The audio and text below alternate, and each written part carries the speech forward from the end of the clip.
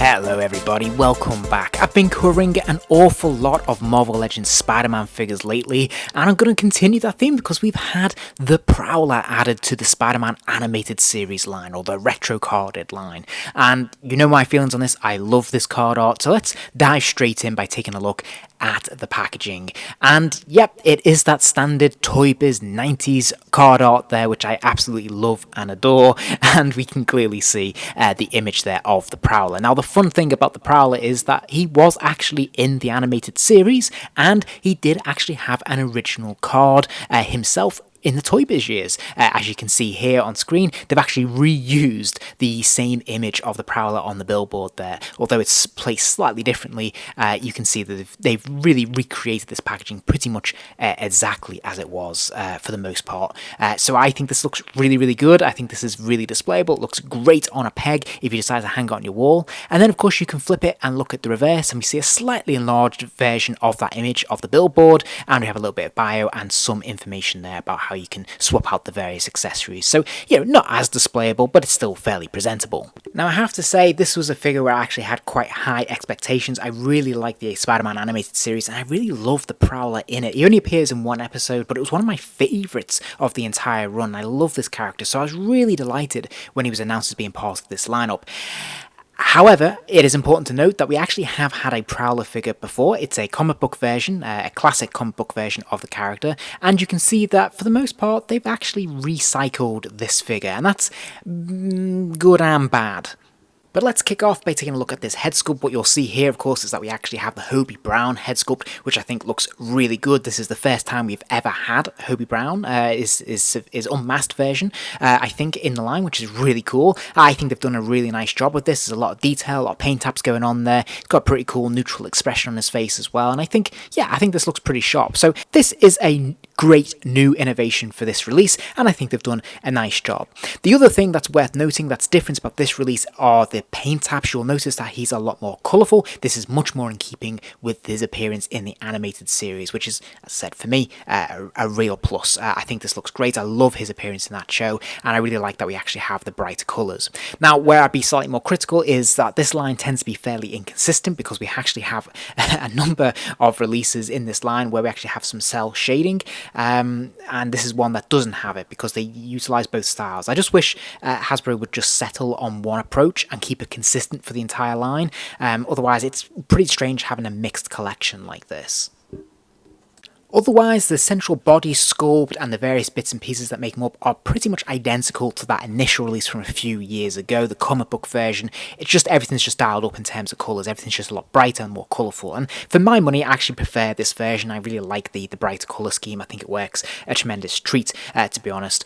But I am a little bit critical, as I was of the original release, because I don't like some of these extra pieces that are stuck on, particularly his gauntlets, but also on his feet as well. You'll see there are these gauntlet effects, which, you know, they're separate pieces. They tend to slide up and down the arm, and they're a little bit clunky. They look a little bit too big. It would have been nice if these had been sculpted into the arm itself. Instead, they are a separate plastic piece, and as I said, they're a little bit clunky. They slide up and down. They're a bit all over the place, and they just look a little bit out of proportion.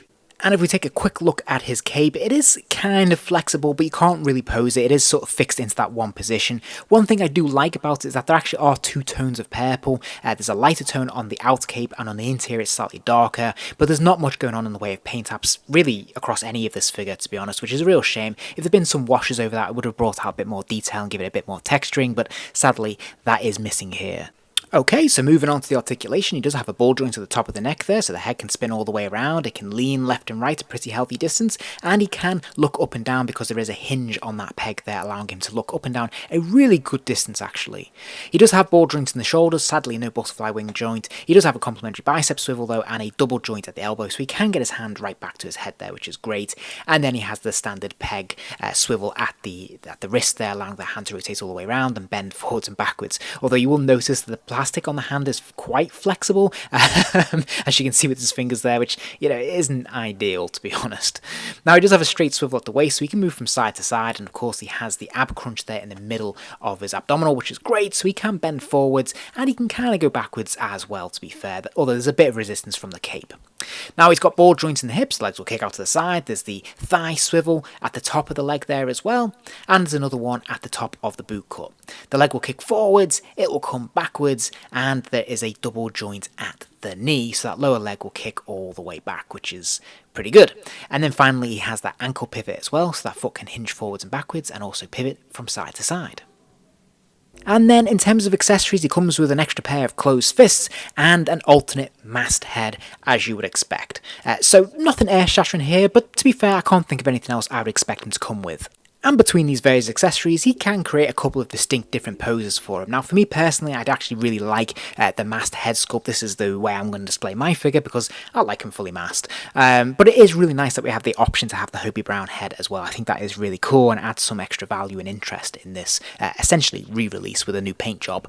But there was one thing I wanted to draw your attention to, because I don't think this will be unique to me. I think this is actually an issue with the figure itself, is that the swappable hands, if we look at those closed fists, it's actually quite a loose fit in terms of the socket there in the wrist. And if you can see here, that it just tends to want to just swivel around quite easily. Not great for posing if you want to keep it in a certain position, because it will have a tendency to roll around, which is, you know, a little bit disappointing. And if we look at the two pegs here, you can see there is a slight discrepancy. I'm not sure how clear this is on camera, but there's definitely the gripping hands, or the open palm hands, are a little bit thicker at that peg there than the fist, which is just ever so slightly narrower, which is accounting for that, obviously, that loose grip there in terms of the socket, which is a shame and kind of unexpected. So then, final thoughts from me. I'm only going to give this figure 2 stars, and I'm conscious that might be a bit harsh here, but I want to explain my thinking with this. This isn't a terrible figure. Don't get me wrong, it was absolutely fine when it came out a few years ago, and I was really glad to have a Prowler in my collection, and I do think that this is a superior upgrade. We're getting that alternate head, which is fantastic, and I really like the colour scheme on this version much better than that previous release. However, I would really have hoped that, given that we've had a few years of hindsight, that they could have fixed some of the issues that are inherent in this release. I do find it a little bit clunky to pose because of the cape, but also because of those gauntlets, particularly on the legs. They tend to just slide up and down the leg far too easily. It looks clunky, and it just doesn't look great, to be honest. It looks slightly out of proportion, and it does bother me, and it makes me reluctant to want to pose this figure too much. Then of course we've got the issue with the hands, as I've just pointed out there, not fitting quite right if you want to swap out the fist, which is a real shame, and again something that could have been easily avoided, I think. And then we're lacking on some of the paint apps. You know, all in all, I am disappointed by this figure. I had high hopes for it, and I was really excited. As soon as this was announced, I put my pre-order in, and having it in hand, I can't help but feel underwhelmed. And maybe expectations playing a part in this low rating, but yeah, this hasn't lived up to expectations. I hope you enjoyed the video. If you did, please do consider giving the video a like. That kind of thing really does help the channel out, and it allows me to keep making more content. And if you're interested in seeing more content, remember to hit subscribe, as there'll be plenty more videos coming soon.